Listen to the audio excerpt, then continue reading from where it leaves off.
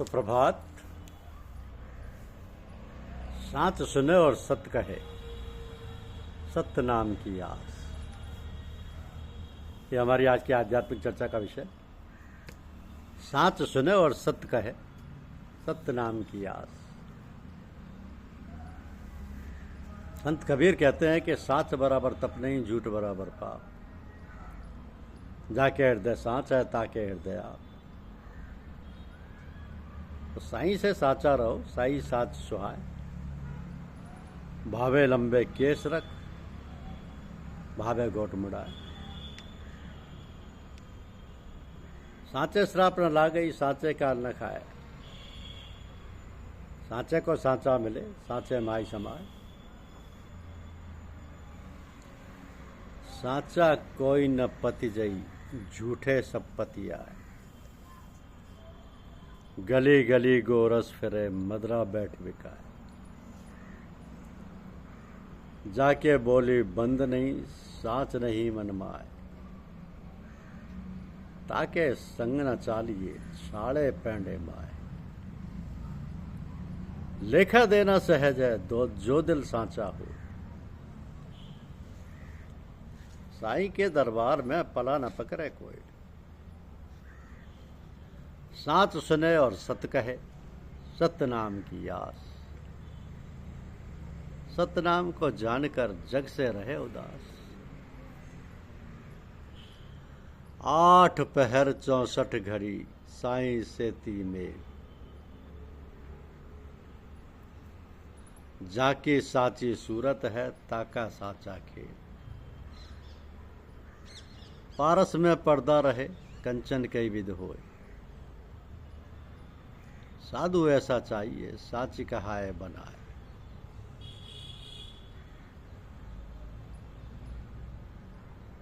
पारस में पर्दा रहे, कंचन कई विध होए। और साच बिना सुमरन नहीं, भय बिन भक्ति ना हो। तभी तो कहा है कि साधु ऐसा चाहिए, साची कहे बनाए। कह टूटे के फिर जुरे, बिन कहे भरम न जाए। जिन नर साच पिछानिया, करता केवल सार। सो प्राणी काहे चले, झूठे कुल की लार। पर कबीर लज्जा लोक के, बोले नाही साच। जान बूझ कंचन तजे, क्यों तू पकड़े कांच। झूठ बात नहीं बोलिए, जब लग पार बसाए। अहो कबीरा साच गहूं, आवागवन नसाए। अभी तो कहा है कि साच सुने और सत्य कहे, सत्य नाम की आस। सत्य नाम को जानकर जग से रहे उदास।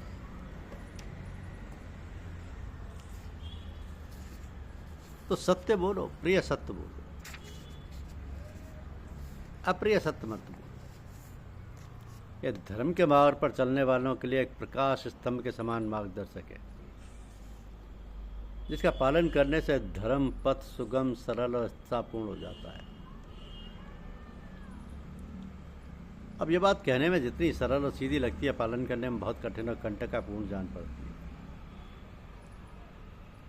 इसका पालन करने वाले के लिए आवश्यक नहीं कि वह विद्वान हो और धनी मानी हो, राजा महाराजा हो, कोई भी हो सकता है। और वह कहीं भी किसी भी देश का हो सकता है।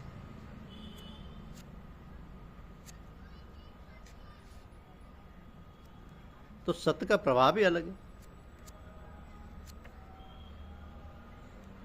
सत्य का प्रभाव यह है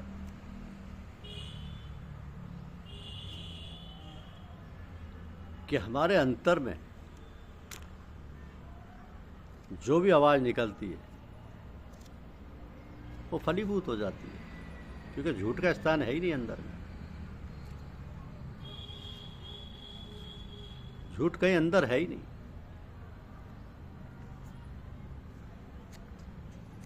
और सत्य हमारे अंतर में जो भगवान विराजमान है, जो गुरुदेव विराजमान हैं, जिनकी जिम्मेदारी में हम पल रहे हैं, जी रहे हैं, आगे बढ़ रहे हैं, उनका सबसे प्यारा है, उनको सबसे प्यारा है। कहावत है कि लोहे के चने चबाना है। कभी कहीं ऐसे मिल जाते हैं अचानक, बिना जाने बूझे सोचे समझे इनके अंदर ऐसी क्षमता और सामर्थ्य है, जिनको चाहे कितना समझाया बुझाया जाए, तुम ऐसा कहना, इस प्रकार बात कहना, ये सब सरल भाव से कह भी देते हैं, जिससे सुनने वाले आश्चर्यचकित होते हैं। तो सत्य बोलने में उनका कितना ही अहित और हानि तथा लोक असाई हो, उसका उन्हें रंच मात्र भी ध्यान नहीं आता, और ना संकोच, और ना कोई संकोच रहता है।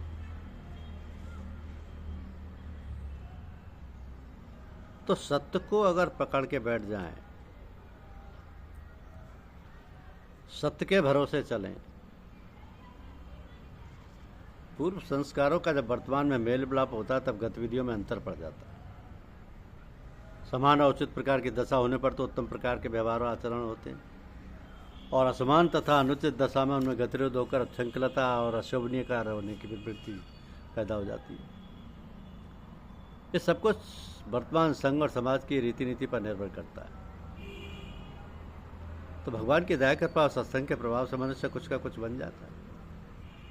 आदमी के भाग्य के विषय में मनुष्य जानने में असमर्थ है। कहते हैं कि ऐसे त्रिकालज्ञ महात्मा लोग हैं जो मनुष्य जीवन के भूत, भविष्य, वर्तमान को जान लेते हैं।